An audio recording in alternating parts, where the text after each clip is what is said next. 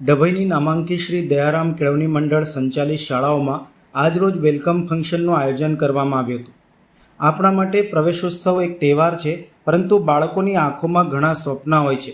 વાલીશ્રીઓને પણ પોતાના સંતાનોના ઉજ્જવળ ભવિષ્યની આશાઓ હોય છે.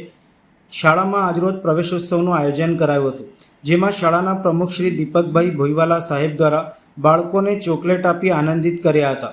શાળાના મુખ્ય શિક્ષકશ્રીઓ આશાબેન કાપડિયા, જયશ્રીબેન ગજ્જર, રીતેશભાઈ પટેલ તેમજ શિક્ષકગણો દ્વારા બાળકોને રંગબેરંગી પેન્સિલ આપી સ્વાગત કરવામાં આવ્યું હતું. તેમજ ફુગ્ગા દ્વારા શાળા સજાવીને બાળકોને રમકડાથી રમાડ્યા અને બાળકોને નાની મોટી રમત રમાડી આનંદિત કર્યા હતા. વાલીઓને વિનંતી કરવામાં આવી હતી કે બાળકોના શિક્ષણમાં સક્રિય રસ લો, સાથે સાથે શાળામાં સંપર્કમાં રહો અને તેમને અભ્યાસ માટે યોગ્ય વાતાવરણ પૂરું પાડો.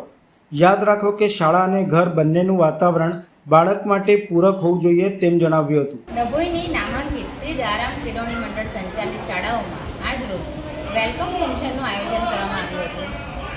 આપણા માટે પ્રવેશોત્સવ એક તહેવાર છે, પરંતુ બાળકોની આંખોમાં અઢળક સપના હોય છે અને વાલીઓના મનમાં પણ તેમના સંતાનો માટે ઉજ્જવળ ભવિષ્યની આશાઓ હોય છે.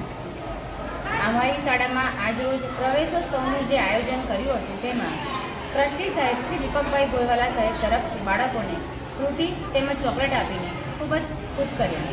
તેમજ શાળાના મુખ્ય શિક્ષકશ્રીઓ દ્વારા બાળકોને પેન્સિલ આપીને ખૂબ જ ઉત્સાહપૂર્વક સ્વાગત કર્યું.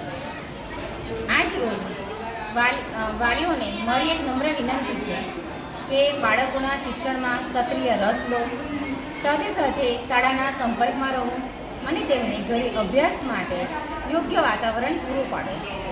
યાદ રાખો, શાળા અને ઘર બંનેનું વાતાવરણ બાળક માટે પૂરક હોવું જોઈએ.